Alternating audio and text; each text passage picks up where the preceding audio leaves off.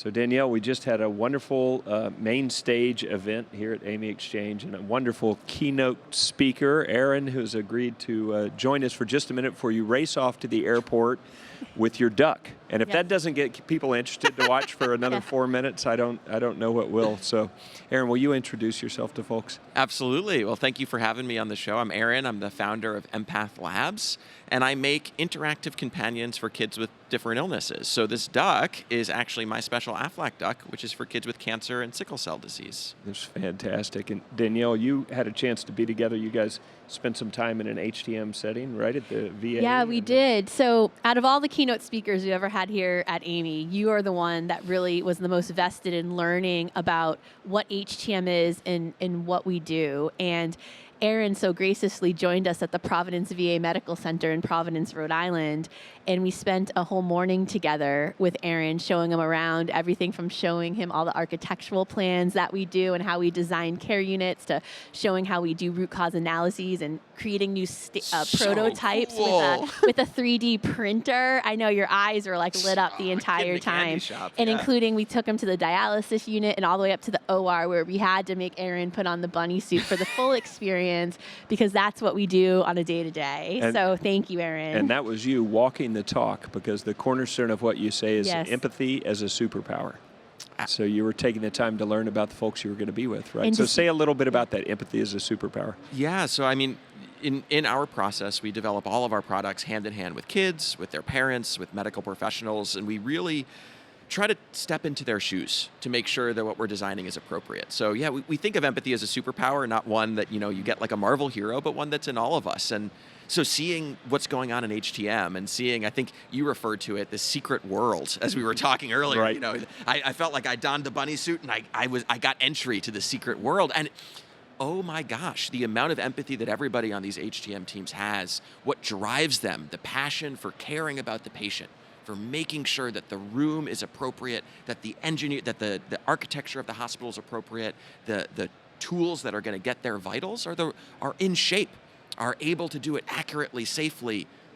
It's just amazing. And I'm so excited you got to see healthcare through our eyes, because it's such a different way to view healthcare. True. Oh, absolutely. Mm-hmm.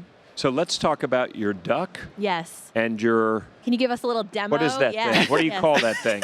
This is a clinical companion. A clinical companion, but it's like a little... Like we call him Squish, is our affectionate name. Okay. Yeah, because you can it's like Tempur-Pedic. So your duck and your Squish. So you just spent an hour on this just about with us on the stage, but condense it down for a little bit for folks. What's the journey? You started with the Squish, you went to the duck.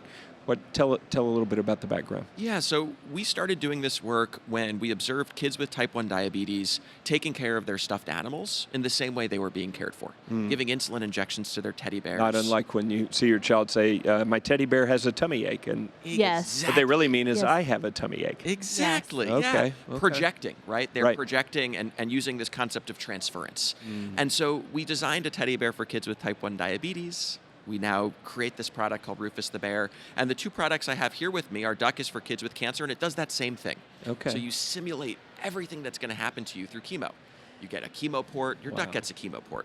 You need to flush your lines, you could flush the duck's lines. So we're just giving control to kids, and our little blue guy, our Squish, he does this for kids in clinical trials. So we didn't talk about talk about the inhaler. Fantastic. Yeah. I don't know if you can pull it up on your phone, or it probably won't really see, but you can kind of explain. So the evolution of our work, we've done a lot of this work which has been rooted in impact and also in philanthropy. Our duck is free for families, as is our bear. Supported by Aflac, right? Correct, supported by Aflac. Yep. Incredible company. And we've started to see that there was opportunity beyond that. And clinical research was a fascinating world for us, because these children are giving their time to make the world better for all of the kids that come behind them. Right. And it's a huge responsibility that they take on, and so much for a lot of kids, new procedures, whether it's a bone marrow aspiration, whether it's an inhaler or spirometry. So we made a product that lets us customize a virtual world to just what that kid in a clinical trial is going to experience. Yeah, you can give you can configure the you can behavior. give him an inhaler and show him how to use. It's so cool. So we build a virtual hospital for the kids, actually. That's fantastic. We don't yet have virtual HTM, which we'll need to add. Yes. The device. So the duck, though, we don't have to have the app or anything. You were showing sort of how it comes to life.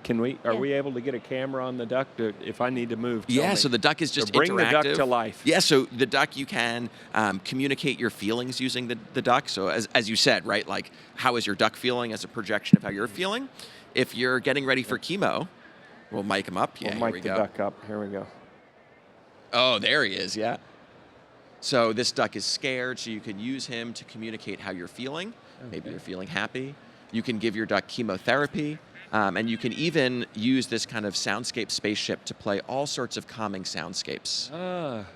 So the duck is going somewhere, and you're going with the duck, a soothing place. Exactly. Wow, that's fantastic. Well, and for folks that weren't here, you had the duck up on stage. I jokingly said, leave the duck, because I came up after you. Yeah. I'm not kidding. I actually felt comforted having the duck. I mean, I made it kind of it was a little laugh line or whatever, but as I was standing there speaking and petting the duck, I think I felt calmer. It is. I feel calm looking at it. And I think it shows, representation matters, right? These kids are going through and families are going through the most vulnerable times in their lives. And I say, we come into hospitals with some of the most vulnerable situations. And it's because of the empathy and the care of people like you and the clinicians that, they can come out on the other side. But there's a lot of emotion that's poured into that along the way. And this is, as a mom of 2 young girls, I can tell you they take their dolls and they copy everything they see all day. So I could totally see that if they were going through a chemo infusion, that they would want their doll to do that. And I just think this is just so amazing. And you are an absolute superhero. There wasn't a dry eye in the house when we watched the video. I was saying of your process I was weeping watching it. I was, it was just so touching. It was fantastic. So there won't be a dry eye in the house if you don't catch your plane. Yes. So we have to get you to your plane. Yes. So, but how do people learn more about this? Is there anything you want to talk about what you're working on now? What can you share with folks as we say goodbye? Yeah, so if you want to learn more, you can go to our website, empathlabs.com, or follow me on LinkedIn. I'm Aaron J. Horowitz, and I'm constantly sharing bits of our process and what we're developing.